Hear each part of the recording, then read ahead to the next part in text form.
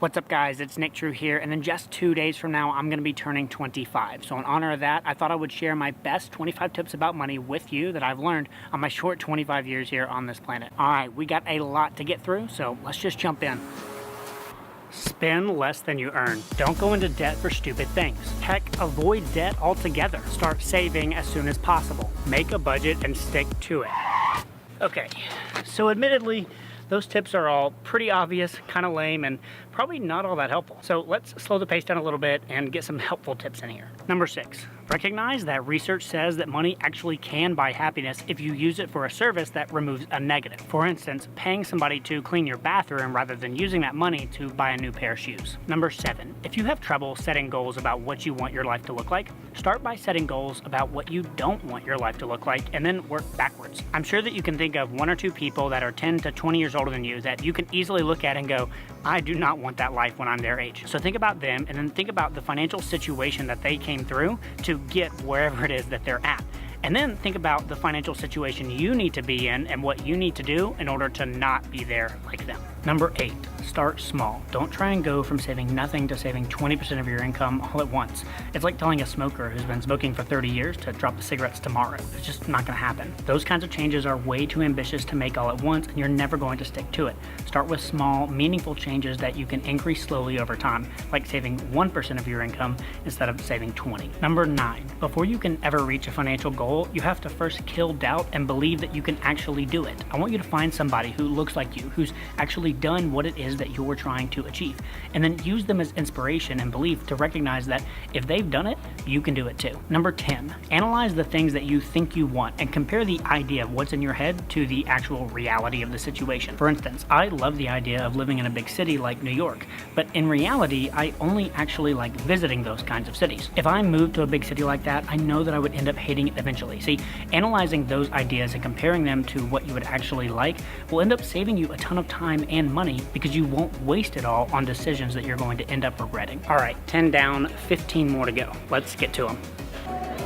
All right, number 11 is to question what you really like about the purchases that you make. This is a burger joint that luckily has really good food, but we would still be eating here even if it was mediocre because look at this view. It's incredible. What we really like about eating out is the atmosphere. What do you really like about eating out? Is it the food? Is it the atmosphere? Or is it something else? I want you to question the aspects of what you like the most about the purchases that you make and then maximize the thing that you like the most so that you can minimize the stuff that you don't care about that much. For us, we maximize eating out at places where the atmosphere is incredible, even if the food is just so-so. Number 12 is to celebrate small wins. Harvard Business Review did a study on workplace performance, and they found that, quote, of all the things that can boost emotion, motivation, and perception during the workday, the single most important factor is making progress towards meaningful work. Notice they didn't say achieving a goal, they said making progress. So please celebrate your progress, and that is going to keep you moving forward. All right, number 13, comparing yourself to others is toxic and isn't helpful. You have different circumstances than the people around you, and you have different wants and goals than the people around you. So why in the world would you compare what they have or what they're doing with what you have or what you're doing? It makes no sense. Comparing yourself to others only keeps you distracted from making progress towards the things that matter to you. Number 14 is to always be giving. Even if you don't have a lot of income right now or you're in a really tight spot, at least try to be giving something. This keeps you grateful for all of the good things that you have in your life and reminds you that no matter where you're at, there's always somebody in some way that you can help. All right, number 15 is to track your money. Even if you're not a hardcore budgeter, you've got to at least know where your money comes from and where it's going. Otherwise, you're gonna be lost. And on that note, number 16, create a plan for your money. Create some kind of map towards your financial goals. Let me put it this way. Would you hop in the car for a road trip without Google Maps and then start driving and just hope that you're gonna end up at the destination that you wanna be at? No, that would be stupid.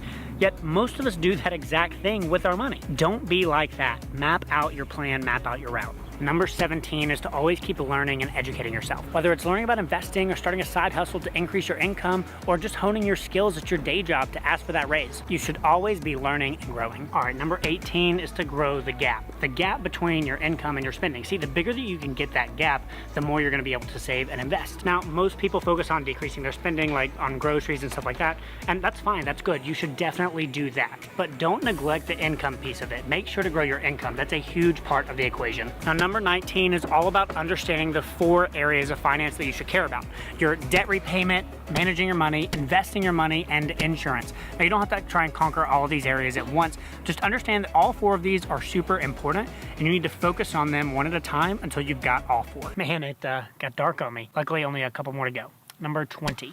Don't worry about trying to time the stock market. Just simply choose a broad stock market index fund or a target date retirement fund, contribute to it every single month, and then stop worrying about your investments.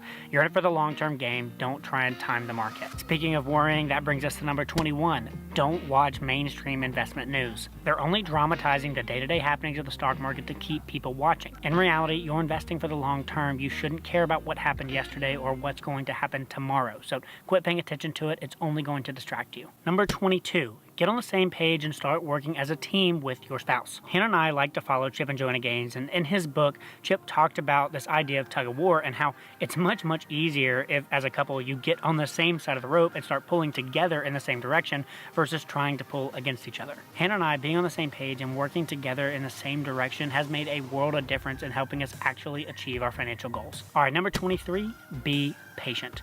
There's really not much else to add here other than developing true, real patience will do more for your success than just about anything else. You would be amazed at how far patience will take you. All right, I'm gonna head back inside for number 24 because I need some help on this one. Number 24 is to please set up some emergency funds.